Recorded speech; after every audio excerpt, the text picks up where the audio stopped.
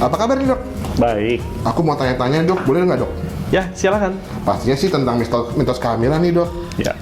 Nah, ada nih yang pertama, mitosnya ibu hamil minum air kelapa muda biar kulitnya bersih dok. Bener nggak sih dok? Nah, itu nggak benar karena yang dikonsumsi oleh ibu hamil itu tidak akan masuk kepada cairan ketuban bersih itu karena humor kehamilannya udah memenuhi syarat sehingga yang menempel pada kulitnya dia akan menghilang. Oh, nah ada lagi nih dok. Ini kan ibu hamil kan sering kali mual karena minum susu. Nah, Ya. kira-kira apa yang harus dikonsumsi sebagai pengganti susu dok?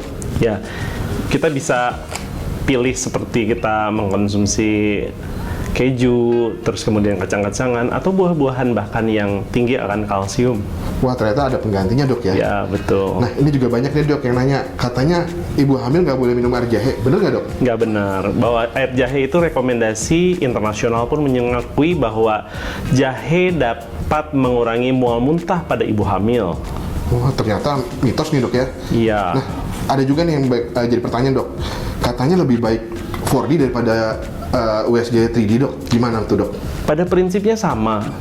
4D adalah ada dimensi waktu, yang mana bayi itu bisa terlihat bergerak, sehingga untuk ibu yang sedang dilakukan USG akan lebih baik melihat bayinya bergerak dan itu menjadi entertain buat keluarga. Wah, ternyata masing-masing ada kegunaannya sendiri dok ya? Nah dok, kalau ibu hamil sakit mata, boleh pakai obat mata nggak sih dok? Sebetulnya obat mata tuh ada yang diperbolehkan selama itu seperti air mata. Tapi kalau itu suatu penyakit, maka harus berkonsultasi dengan dokter, apalagi dengan menggunakan antibiotik. Nah, berarti tetap harus konsul sama dokternya ya? Betul. Nah, ini yang sering bikin orang banyak bingung nih dok. Apa sih bedanya usia kandungan dan usia janin? Usia kandungan atau usia janin. Usia kandungan adalah kita menghitung yang mana hitungan awalnya adalah dari pertama kali menstruasi itu terakhir dirasakan oleh orang tersebut. Sedangkan usia kandungan dihitung dari mana terjadi konsepsi, di mana sperma dan sel telur bertemu, yaitu 2 minggu setelah menstruasi pertama biasanya. Itu yang membedakan. Wah, jadi berbeda nih dok ya? Betul. Nah, ini juga banyak bikin orang bertanya-tanya nih dok. Kalau ibu hamil flu, apa sih yang harus dikonsumsi dok?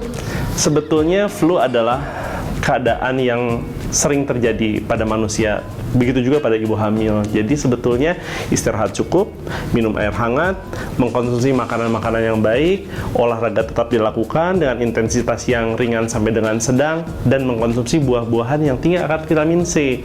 Jika itu juga belum terjadi penyembuhan, maka konsultasikan dengan dokter kandungan Anda. Nah, ini yang terakhir nih dok. Katanya banyak mams yang bingung nih. Apa sih mesti ditanyakan ke dokter kandungan pas saat pertama kali ketemu dokter kandungan sih dok? Nah, yang pertama itu kita harus yakin bahwa kita sudah hamil atau belum.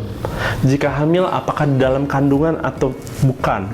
Nah, setelah itu maka journey-nya yang harus dipastikan, bagaimana kita mengkonsumsi vitamin yang baik dan benar, bagaimana kita melakukan manajemen daripada kenaikan berat badan yang baik dan benar, kemudian apa yang kita bisa lakukan exercise untuk mendukung selama kehamilan sampai dengan persalinan, dan juga memberikan edukasi-edukasi kepada bayi karena bayi sudah bisa diajak interaksi setelah usia 5 bulan.